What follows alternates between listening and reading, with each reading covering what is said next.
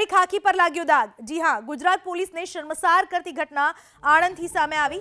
ગાંધીના ગુજરાતમાં એક રક્ષકે જ દારૂબંધીના કાયદાનો કર્યો સત્યાનાશ। પેટલાદ પોલીસ સ્ટેશનનો હેડ કોન્સ્ટેબલ ઘરેથી મળી આવ્યો વિદેશી દારૂનો જથ્થો।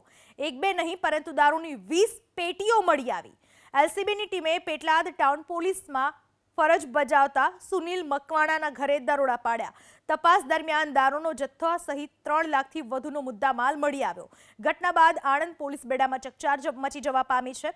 સવાલ એ થાય છે કે ખાખીની આડમાં રાજ્યમાં આવા કેટલા દારૂના વેપલા ધમધમી રહ્યા છે। ગાંધીના ગુજરાતમાં એક રક્ષકે જ દારૂબંધીના કાયદાનો કર્યો સત્યાનાશ। પેટલાદ પોલીસ સ્ટેશનનો હેડ કોન્સ્ટેબલ ઘરેથી મળી આવ્યો વિદેશી દારૂનો જથ્થો।